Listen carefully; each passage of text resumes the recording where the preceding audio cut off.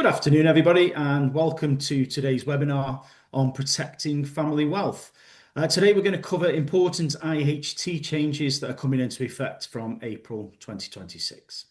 I'm Matt Hustwit. I'm Head of Business Development for DJH, and I'm going to be your host for today. There's been big changes in the recent budgets regarding this topic, and to ensure that you are fully aware of how this is going to impact or could impact you, our team are going to be guiding you through the detail, providing you with some practical examples and suggestions on how to plan. And today we have a stellar lineup for you. We have Matt Davenport, who's our tax director from Chester City office, specialising in family and owner-managed businesses. And we've got Heidi from our estate planning team. Heidi's an associate solicitor and she specialises in estate planning, trusts and wills. Just going to go through an introduction to DJH for those who are new to us or are not currently working with us. We're a top 40 accountancy practice and we specialise in building relationships with our clients and providing them with the trusted advice that they need at the time that they need it.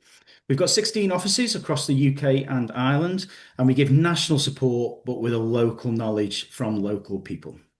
We're a full service practice. We're here to help at every stage of your business journey, and our in-house specialist advisory services like our tax teams and our estate planning teams are all designed to support you and your business. Got a small bit of housekeeping just to let you know that all of your microphones are automatically muted, but we want to encourage you to ask any questions that you have. So if you could submit your questions in the Q&A box of the webinar, we will have time at the end of the presentations to get to those and answer as many as we can for you. And just quickly, we are recording the webinar today so that we can send that out to yourselves after the event. Don't worry, you aren't visible. It's only the panelists and speakers that are visible, so you won't be on video. Okay, that's it from me. I'm delighted to now pass you over to Matt to get the webinar underway. Thanks, Matt. Good afternoon, everyone, and thank you for joining us. So today we're going to discuss the changes to BPR, Business Property Relief, and APR, Agricultural Property Relief. These changes were initially announced in the October 2024 budget and will come into effect from April this year. In the meantime, there have been a couple of significant changes to the rules, and we'll cover those in this webinar too. These changes will have a huge impact for many family businesses who will need to review their current business structure and plan a strategy for the future. The aim of this webinar is to run through these changes and give examples of the impact from a tax perspective and run through some planning opportunities. So what is APR and BPR? So for a little bit of background, these reliefs were introduced in the 70s and 80s with the aim of giving 100% relief from IHT for family businesses where the business was passed on during lifetime or on death, and remove the requirement for the next generation to have to sell the assets in order to fund the IHT bill. Very little has changed over the years until October 2024, when a cap on this relief was introduced for the very first time to take effect from 6th of April this year. So when the changes to the relief were first announced in October 2024, the 100% relief was capped at an allowance of just £1 million. To further compound this restriction, it was announced that unlike other IHT allowances, the £1 million allowance would not be transferable between spouses. As you can expect, these changes caused a huge backlash from both the business and farming communities and led the government to introduce some welcome amendments.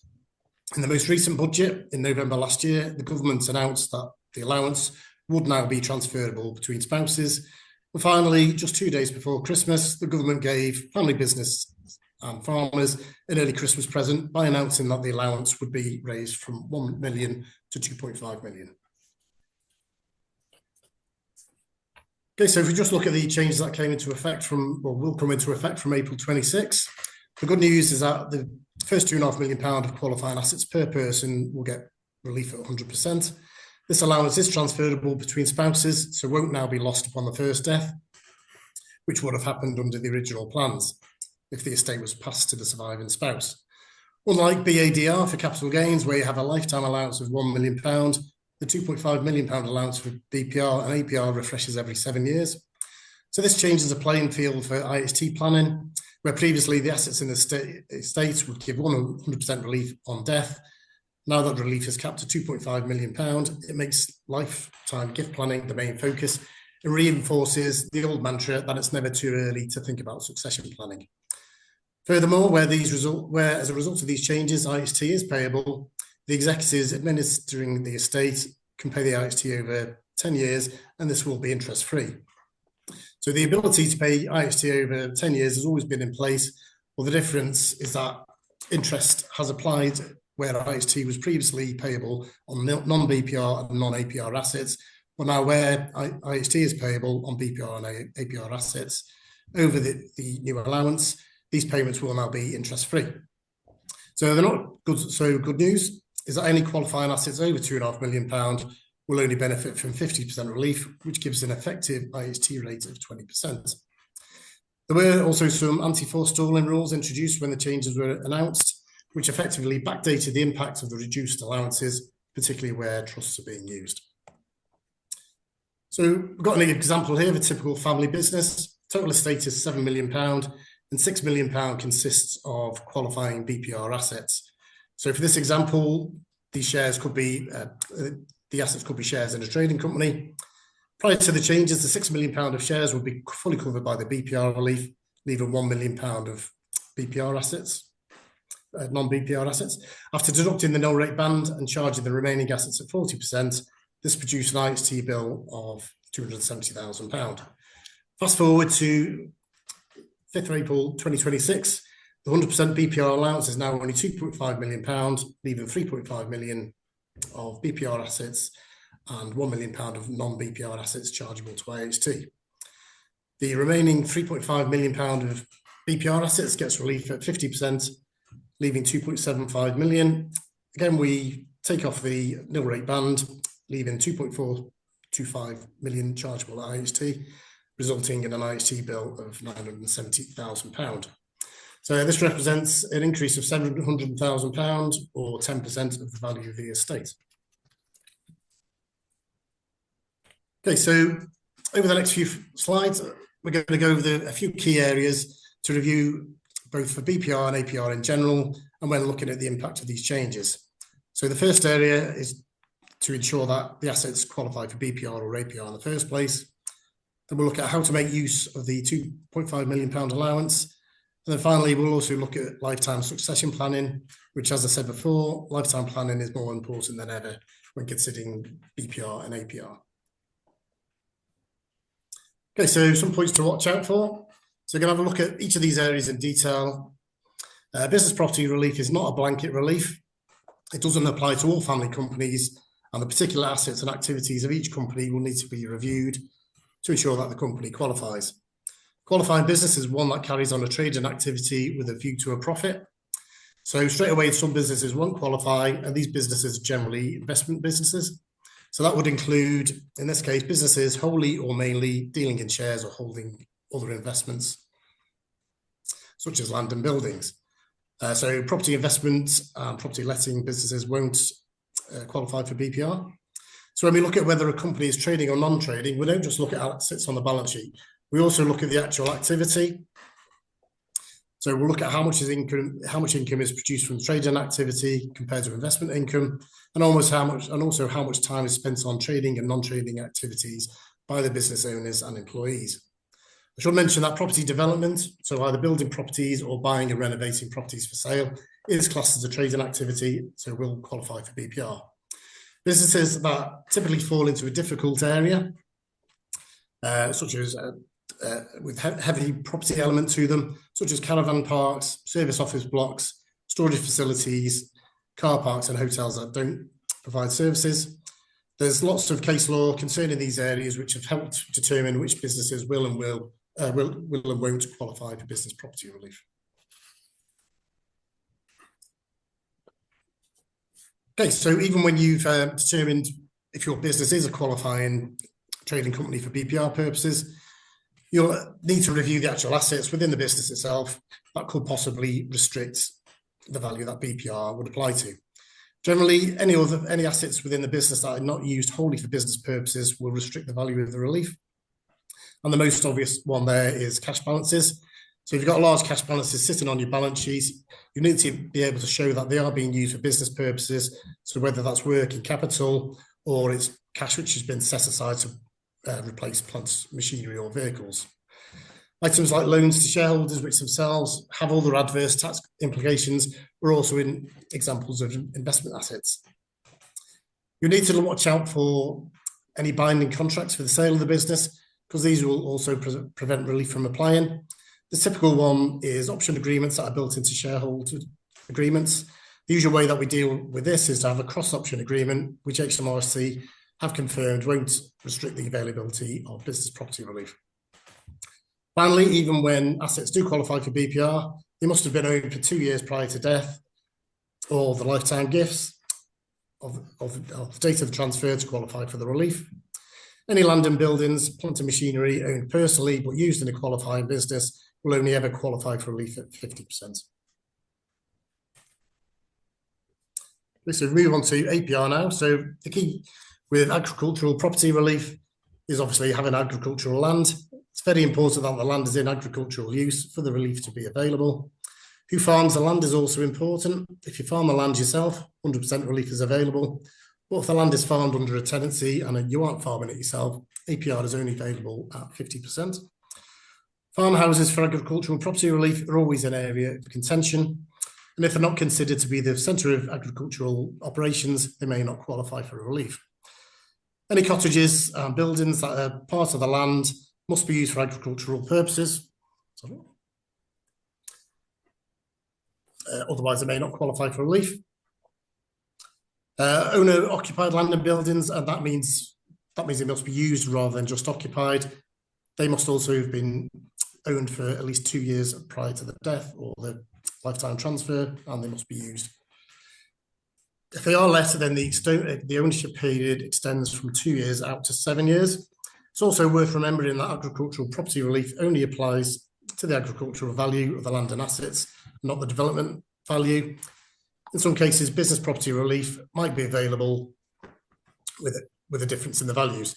Agricultural value is usually lower, but then again, the available of business property relief does depend on the specific circumstances. It's also worth pointing out that the £2.5 million allowance for BPR and APR is combined. So that's £2.5 million per person maximum. You don't get 2 lots of £2.5 million. So if an asset qualifies for both BPR and APR, then the agricultural property relief is applied first. Okay, so now we're going to look at what the best way to use up the £2.5 million allowance. As mentioned earlier, the allowance is now transferable between spouses and is not lost. So the action required for married couples is not as critical as it was under the original plans. Where things get a little bit more complex is where we've got unmarried couples, or in the case of a blended family. So where we have unmarried couples, the £2.5 million is not transferable, and if not fully utilised, the balance is wasted on the first death. With blended families, you may have a case where there's a married couple, but they could have children from a previous marriage. And although it's common for assets to be left to the spouse upon the first death, in the case of a blended family, one spouse may instead wish for his or her assets to be passed to their own children rather than to the spouse. In which case, the use of a trust can ensure that assets are directed to the children or to another party rather than passing automatically to the spouse. So here we have a simple example of a family trading company. The majority of the shares owned by Mr. Smith with his wife and 2 sons who all work in the company, each owning 5%. This is quite a common structure with the minority shareholders owning at least 5% of the shares, and that's to ensure that they qualify for business asset disposal relief for capital gains tax purposes, should the business ever be sold. So in this example at the moment, no IHT will be payable on Mr. Smith's death, as the value of his shares are covered by the spouse exemption, as he's left all his shares to his wife. On the next slide, we're going to have a look at the IHT position of Mrs. Smith upon her death and how this changes pre and post 5th of April 2026. So Mrs. Smith's shareholding is now £7 million after the transfer on Mr. Smith's death. Under the old rules, 100% of these shares would qualify for BPR and no IHT would be payable. Fast forward to 5th of April, post 5th of April 2026, Mrs. Smith received her own £2.5 million allowance, plus a £2.5 million of unused allowance transferred from Mr. Smith, leaving £2 million of shares. She will receive 50% relief on these remaining shares, leaving £1 million liable to IHT. Once again, we deduct the nil rate band, and that leaves £675,000 chargeable to IHT, resulting in a bill of £270,000. So on this slide, this is more relevant where you've got an unmarried couple or a blended family. So in this case, Mr. Smith's sons may have been from previous marriage, and he amends his will to leave £2.5 million to his shares, to his sons. And he uses up his 100% allowance that way. In this case, Mr. Smith's IHT position is completely unchanged. On the previous slide, we saw that her estate was worth £2.5 million more, but of course she'd use Mr. Smith's allowance that she inherited to offset against this. So, of course, lots of businesses are not family owned, and business owner partners or fellow shareholders could be friends, colleagues, etc., that have built up businesses together over the years. Very often when that happens, then the shareholders will have life cover in place, so when one of them dies, the life policy will pay out. It will pay into a trust, and that gives the other shareholders the ability to buy their shares back from the estate, so you don't end up with an owner-managed business with lots of other family members as shareholders. You need to be careful with option agreements, as I said before. Options can restrict the ability to claim business property relief, but generally, if these are done as cross options, there won't be a problem. With owner-managed businesses like this, business property relief isn't generally a problem if the shareholder is married and leaves his shares to his spouse. But if the shareholder dies, shares pass to the spouse under the will, and then they're brought back by this policy. However, if the shareholder isn't married and there's no spouse exemption to cover the share value of the shares when he dies, so in that case, business property relief is going to be relevant again if the value of the shareholding is over £2.5 million. So now we're going to have a little look at lifetime succession planning. So this is the third area we're going to review, and probably the most significant for most businesses. So this is the urgent need to review lifetime succession planning. Prior to the changes, many families waited to pass the business to the next generation upon death, and it was IHT free, as we've previously said, and the assets were also uplifted to market value for capital gains tax purposes. So on a future sale, the beneficiaries got the benefit of that uplift as well. But now this significant IHT burden means that for most businesses, lifetime succession planning is going to be essential. We've seen on the previous example that if they had taken action, then the liability could have been significantly reduced or even eliminated. So we now look at making outright gifts. So what are the sort of things that we can do to look around lifetime succession planning? Now, this is very, very specific to each individual business and each individual family. Every family has its own different circumstances, so it's very much a case-by-case basis. But some of the things we're looking at with our clients are whether there is a possibility to make outright gifts to family members. If you make gifts to family members that are not spouses or civil partners, they're what we call potentially exempt from IHT. So prior to 6th of April 2026, if a donor survived 7 years, then they're fully exempt from IHT. If they died prior to 6th of April 26, then for full business property relief would apply. If the gift is made after 6th of April 2026 and there's a donor survives 7 years, then again, you get full relief. However, if the donor dies within 7 years, then the new rules will apply that IHT relief will be restricted. Okay, so we're going to look at some issues that arise without outright gifts during lifetime planning. There's lots of reasons why people don't want to do this. The first one and the most obvious one is loss of control. The older generation may want to keep control of the business, or they may feel that the other family members are not capable of taking over that control. The older generation might want to keep control of the business. So the valuation here is going to be key to determine the percentage that needs to be valued, as that is going to have an effect on the ultimate IHT liability. We can also have a look at using growth shares, and that as a way of restricting future capital growth. The other issue with outright gifts is obviously asset protection. People are often very concerned about passing shares on because of potential future divorces, and they don't want their family wealth to be fragmented. In this case, pre and post nuptial agreements will be more applicable. And also we've got the possibility of using trusts, which Heidi will cover later.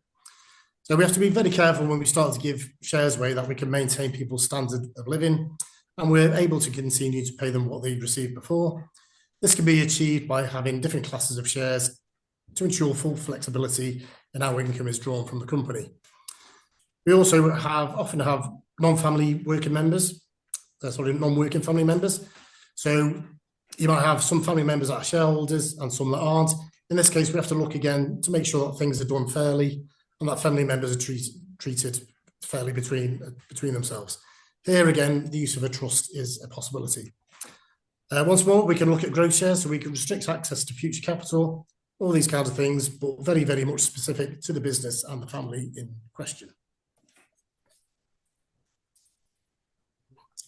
Okay, so what about other succession planning ideas? So, for example, there may not be children or other family members which to pass shares down to. They may have other skills or interests that have led them down a different career path, or they may simply not be interested in taking part in the family business. So what are the other options for succession planning during your lifetime? Well, again, these are very much dependent on your own circumstances. You may have employees that are the future of the business and you want to look at them to be the succession of that business. Employee ownership trust, for example, can be a fairly tax efficient strategy. These used to be 100% free from capital gains tax, but these tax savings were unfortunately reduced in the last budget. A management buyout is also another option, and although not as tax efficient as an EO for the person selling the business as an EOT, it may be preferable for the buyer as it gives them ownership, whereas with an EOT, the ownership of the business sits in the trust. Another option is where the company purchases shares from the business owner using its own cash. With this comes also strict tax and legal considerations down this purchase of own shares route. So, for example, the company needs to ensure that it has sufficient distributable reserves to cover the cost of the shares. So this quite often results in several companies falling at the first hurdle. Further option may be an external sale to a third party. Whichever of these options is used, where the business owner receives cash instead of gifting the shares to the children, it doesn't really solve the IHT issue. In fact, it quite often makes it worse because what you've done is swapped an asset that does qualify for BPR, being the shares, for cash, which obviously doesn't qualify. Therefore, further planning will be required, such as making use of potential exempt transfers or PETs, and starting that 7-year clock ticking that I mentioned earlier. So in summary, obviously there's a fine balance between the desire to mitigate IHT as much as possible with a commercial reality of actually being able to do so. A good starting point is to get a valuation of your business, to first determine the potential exposure to IHT, and then start planning your succession planning route. We cannot stress how important it is to start succession planning as early as possible. One of the most powerful tax planning tools in your armoury is the use of PETs or potential exempt transfers to get assets out of your estate IHT free as long as you survive 7 years from the date of that gift.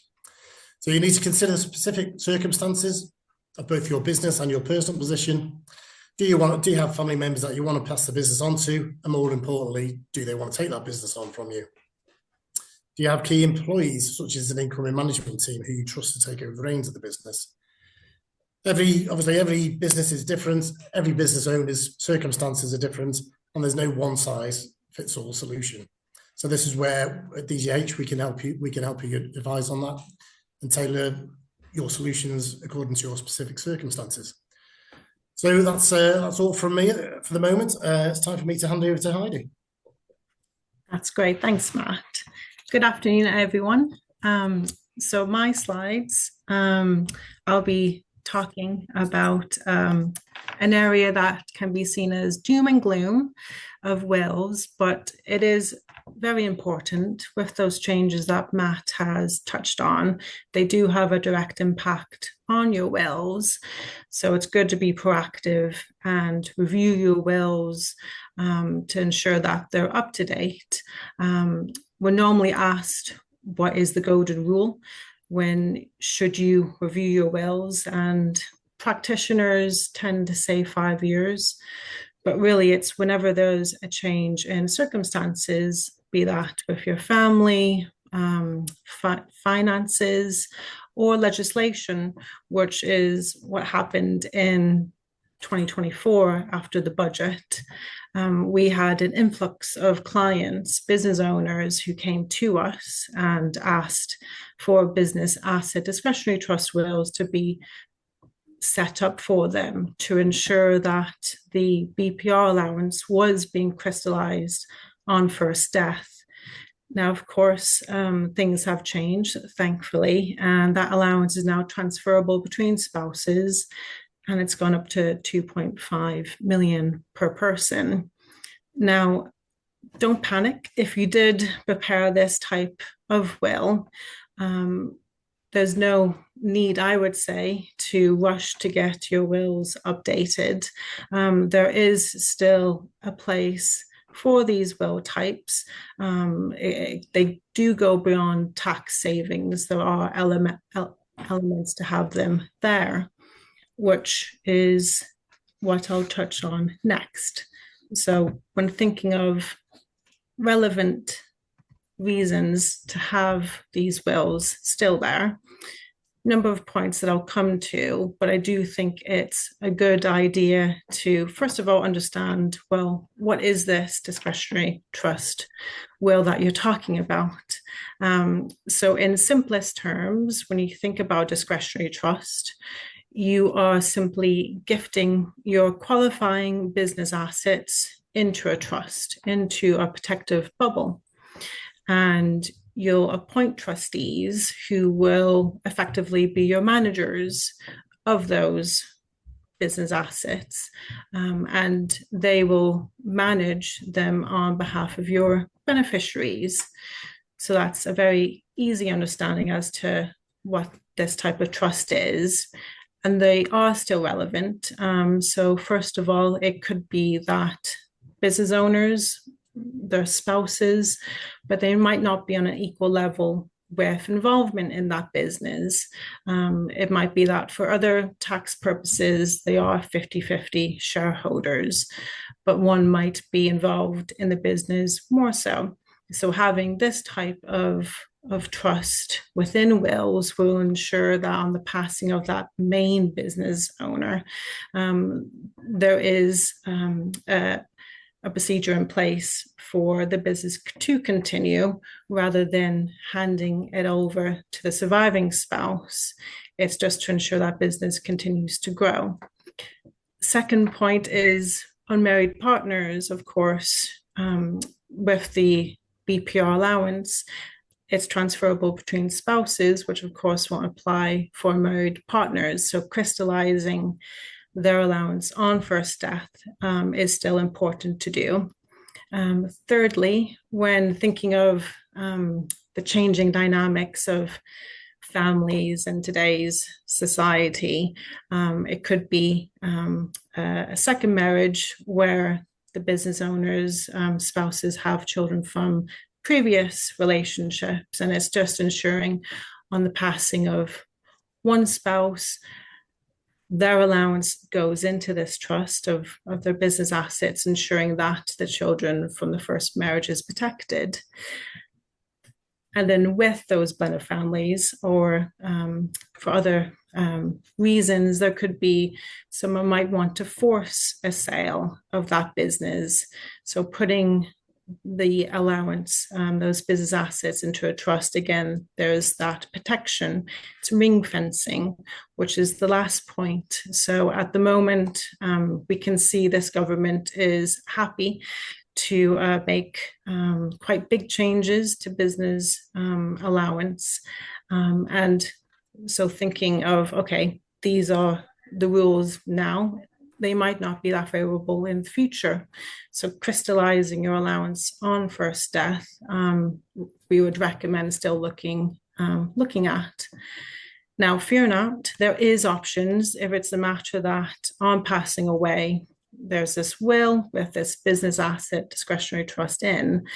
If it's simply not needed, so be it that business owner was actually in talks about selling the business, if it's seen as not required, the trustees, so the managers of that trust, can enter into what is known as a deed of appointment. And that deed is just a legal document in which the trustees will formally record that they have decided to appoint the business assets, so the trust funds, out of the trust to the nominated beneficiaries and bring it to an end. So with discretionary trust wills, they are flexible. Now, the last point is important. As tax law changes, legislation changes, with the changing of family dynamics, as people have more complex estates, standard mirror wills, there's really not that much space for them in today's world. We do have spouses that come to us and they do just wish to gift everything to each other on first death. But as I've pointed out, there are risks. So having these types of wills in place does give protection. It's good estate planning. Now, going on to the next slide, keeping with the theme of trusts, I'll talk about discretionary trusts because they are the most popular, most common trusts that you'll come by and that we do for clients. Now, it's important to know that you can do trusts during lifetime. You can set them up yourself. Or, as I've been speaking about, there are trusts that come into effect on passing away, so will trusts. Now, I'll focus on lifetime trusts first. Now, number one important item is to say that with the settlor, so that's the person who's settling up the trust, they have to be comfortable in gifting business assets, any assets into a trust, because they're removing that from their own estate. So for inheritance tax planning, so they're saying goodbye. With trusts, it is best for tax purposes that they're non-settlor interested. So that's that is a big point for settlers, clients to consider. Now, they're not totally foolproof. There can be downfalls with them. However, with these types of trusts, discretionary trusts, they do give three vital, important things to settlers. So number one is control. So settlers tend to appoint themselves as one of the trustees, and with being a trustee, you still have control. You're a manager of that trust. So it's when a settlor is gifting personal assets to a trust, at least they know that they still have control over that asset. The second point is the fact that discretionary trusts are flexible. So discretionary trusts are that the trustees use their discretion as to how the assets are managed on behalf of the beneficiaries. So when we're thinking about a family business, it might be that there is a number of family members involved day-to-day running of it, but there might be other family members included, but they're not involved in the running of the business. So trustees are able to use their discretion to promote fairness between the members. And then thirdly, third important item is it gives asset protection. So on the settlor gifting business assets into the trust, it's removing it from their estate, so good in inheritance tax planning, but it's within no one's estate. That those assets are the property of the trust alone. So it's being ring fenced. So should it be that a beneficiary needs care, the local authority wouldn't be able to pierce through that trust. It's a discretionary trust. It could also, as on the slide, divorce courts, if a beneficiary were to go through a divorce and there's a financial settlement, again, we're ring fencing assets. It's not within that beneficiary's estate. However, it can be. It's not completely guaranteed that a divorce court won't look through the trust, but it gives protection. It's better to have that trust there just in case. So with those 3 points, control, flexibility, and asset protection, using trusts are a very good tool to use.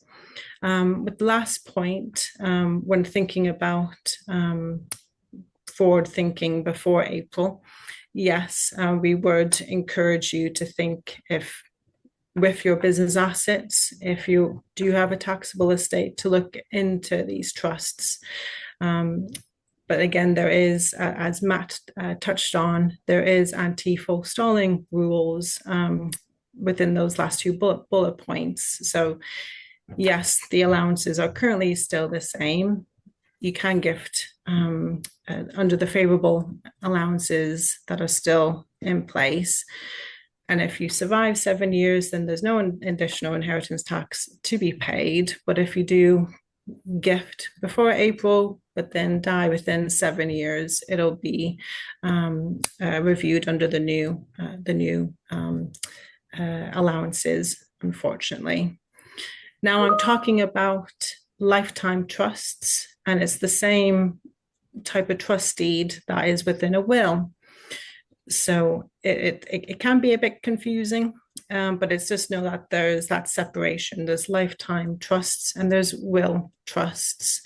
Now, as per on the slide, just that bubble to the side, it's an important thing to think about is who you are appointing as your trustees. During lifetime, you can be, as a settlor, appointed as a trustee. But when you're thinking about your will, a will is lying in waiting for that person to pass away. It's a trust that's not valid until death. So when you're thinking about your trustees, it's succession planning. Really, it's deciding who you would want to make decisions on your behalf when you're not there. So along with thinking about good trustees, there's also letter of wishes to prepare. And your letter of wishes is really your statement to your trustees to say, this is why I set up the trust. This is how I would like you to run this trust, because trusts can, of course, last for 125 years. And this is how I would like you to manage in scenario A, B, or C. Now, with lifetime trusts as well, there would be letter of wishes as well. But it's again, it's as per both. Now, going back to trustees, the last point there is that, yes, a good plug for us is that us as solicitors within DJH, we can be appointed as a professional trustee.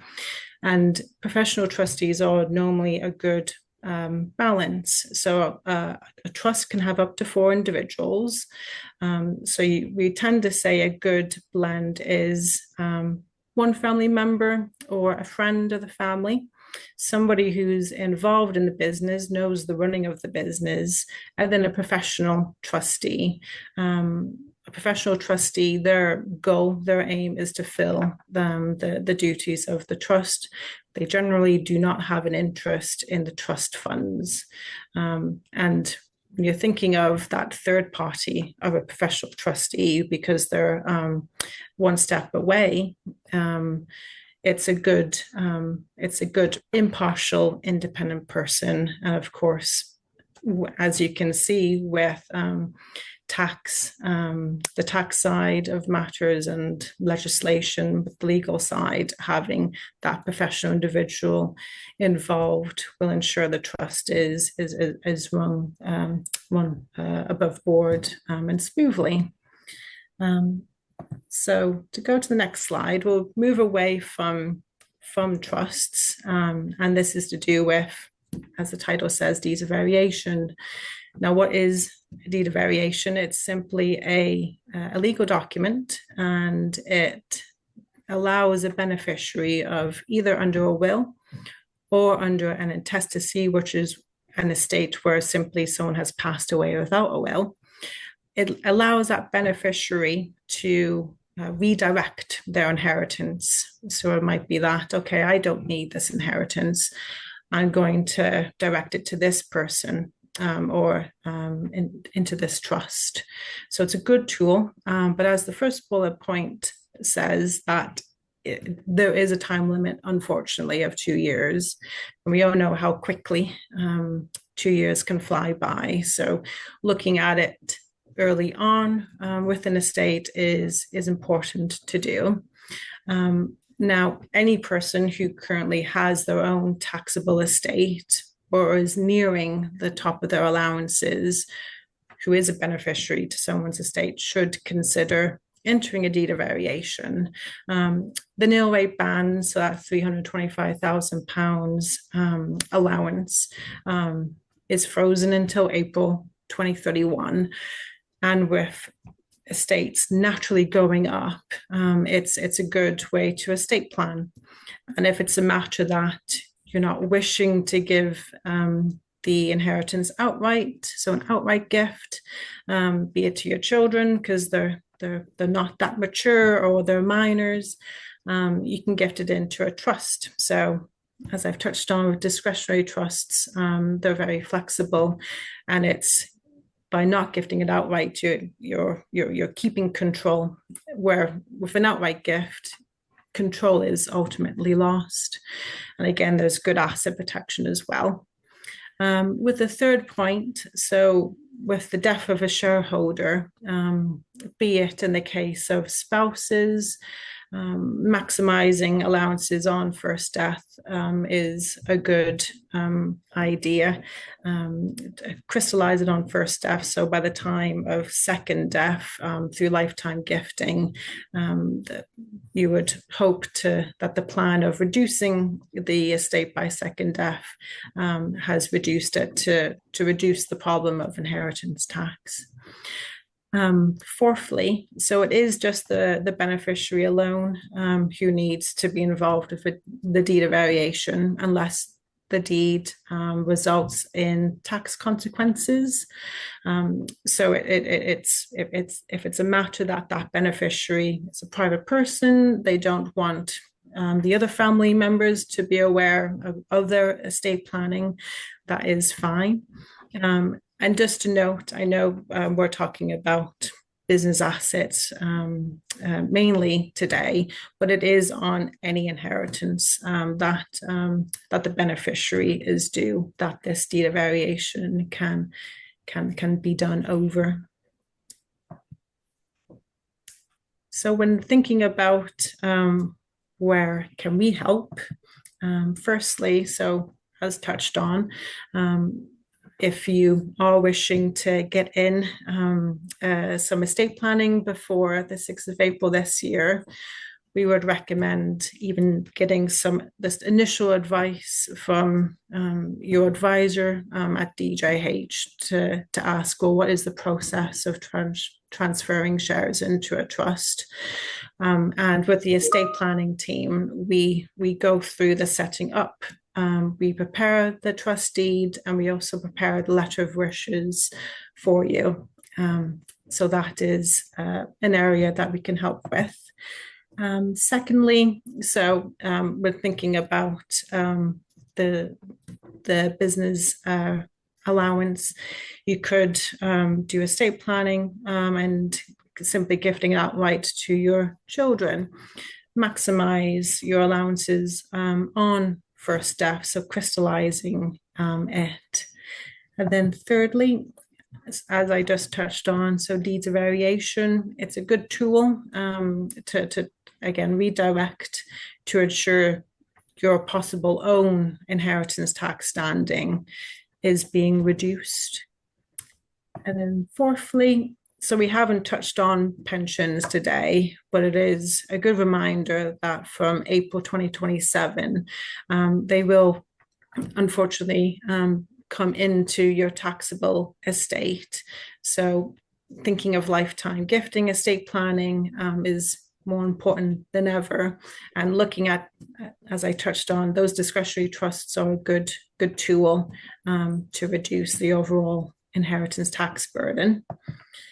And then lastly, so as I touched on, firstly, with reviewing your wills, again, if you made a business asset discretionary trust, don't panic.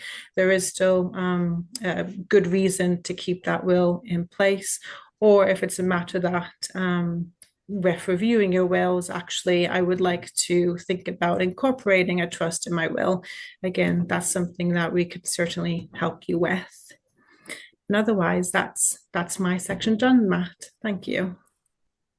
Perfect. Thank you, Heidi, and thanks to Matt as well for both of those presentations. And now it's time for Q&A. So if you've got any questions, make sure you put them into the section for you, and we'll get through as many as we can. We've got a few minutes. One thing that did jump out to me on that presentation was that whilst they're two separate disciplines, the tax and the estate planning piece, they do seem to work intrinsically together, hand in hand. So the benefit you've got is that obviously from DJH's point of view, we can offer both of those services to you so that it works smooth and seamlessly for you.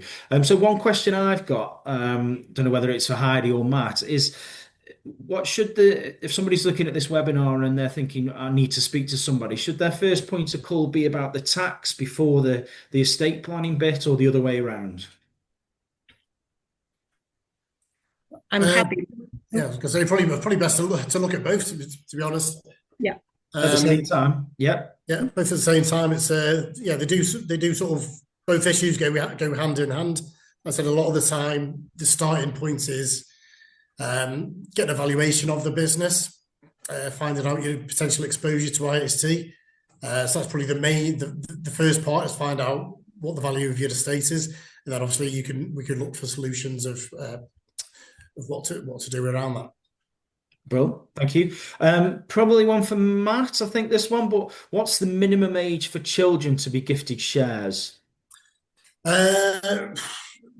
Legally, children can't own shares under the age of 18. The parents can hold them as a nominee, but that's by it. They can't really benefit from it until they're 18, because that's when they're adults. Okay, bro. With regards BPR, is this only available for businesses that are limited companies? No, so BPR can apply to a sole trader or a partner in a partnership.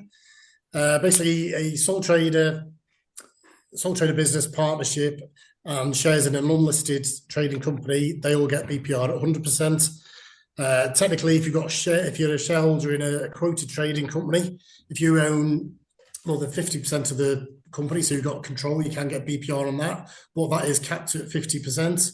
And as I mentioned in the webinar, if you've got land and buildings or plant and machinery that is owned personally but used in the business, BPR on that is capped at 50% as well. Bro, thank you. Heidi, I think this one will be for you. Can you unwind a discretionary trust that's been made during lifetime if I change my mind? Yes, you can. We would get you in to see to explain how that would be not in the best of ideas, simply because of tax consequences. Now, discretionary trusts, as I touched on, they are very flexible, and if you've made it during lifetime, and as the settler, you've appointed yourself as a trustee, you can enter a deed of appointment where you appoint yourself as a beneficiary, and within the same document you appoint out all trust assets to yourself. Now, all trustees have to agree, together, and all trustees also have to act in the best interests of the beneficiary pool. So it would be questionable, well, is this in the best interests of all beneficiaries? So to give an easy answer, yes, but we would get you into the office and discuss the reasons why, and ensure that you're still, as a trustee, adhering to those duties of yours. Brilliant. Thank you. Okay, another question. So, assuming all this refers to limited companies, but many dental practices are partnerships or sole traders, if the spouse is not part, can they use allowances? Yeah, so I mentioned that before. So yeah, it doesn't just apply to limited companies. It can be kind of applies to partnerships and sole traders. Yeah. Yeah, as far Similar as to the question before. Yeah. yeah, so yes, as far as the allowance will transfer to the spouse upon on death. Yeah, I suppose to whoever asked that question, if there's any uncertainty or you're not so sure, then as with everything, we'd always just recommend that you reach out to your contact at DJH, and we can give you your personal answer on that. That's no problem whatsoever. So do all businesses qualify for BR? I was told that the business had to be a trading company, and mine is property rental. I don't have an allowance. I think you covered that, Matt, but if you just want to clarify it for us, is that an investment company then if it's a property? Yeah, if it's property rental, it's classed as an investment, and you won't get any BPR on that, unfortunately. Okay. But again, if you need further details on that, then please do reach out to us. We'd be more than happy to help. Just another question. So I changed from a sole trader to a limited company about 12 months ago. Do I have to wait another 12 months to qualify for BPR under the 2-year rule? Yeah, okay, I can feel that one. So yeah, so the general rule is that the donor must have owned the property for at least 2 years prior to the transfer, but there are exceptions to that. So this is where you've got an old one business property, one asset that qualifies for BPR, and then that's been sold and then replaced with another qualifying asset.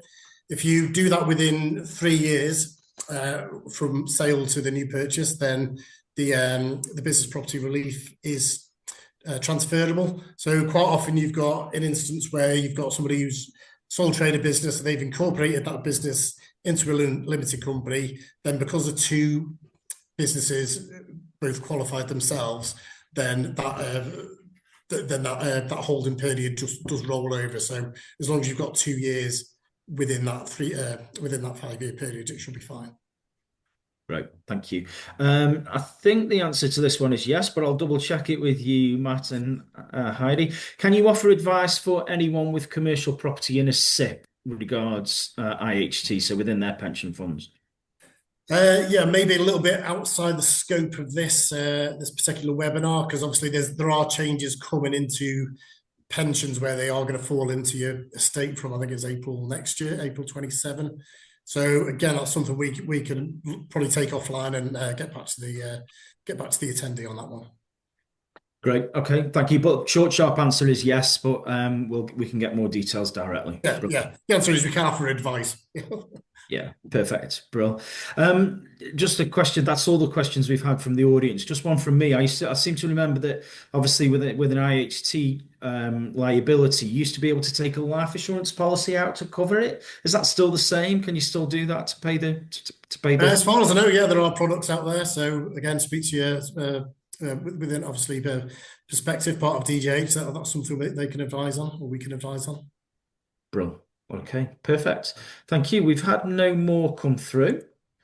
We do fully appreciate, though, that obviously inheritance tax and personal assets, things like that, are very personal. So if it is that you've got any burning questions, or there's a question that you didn't want to answer on a public forum, then we're more than happy to answer them, as you can imagine. So we've provided you with a QR code there that you can scan, and your question will come directly through to us, and we'll make sure that's passed on to an advisor to make contact with you as soon as possible to discuss it in more detail. We'll also, as you can see there, just keep an eye out in your inboxes. We'll also send you a copy of the recording and the slides from today, just so that you've got that for future reference to refer back to.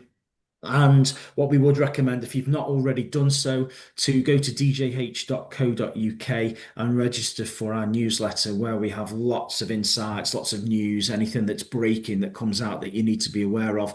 But importantly, it also gives you the library of future webinars that are coming up where we can offer you help and support. So if you've not already done that, we would recommend that. And that, as they say, is that. So just leaves me to say thank you very much to our fantastic speakers, as always, Heidi and Matt. Thank you for your time today and for covering that important topic. Done a brilliant job, as always. And thanks to all of you for joining us, taking time out of your day. As I say, if you need any further support, DJH and the team are here and ready to help you. So if it's got you thinking, please do get in touch with the team as soon as possible to chat it through. And we'll see you next time. Thank you very much. Thank you.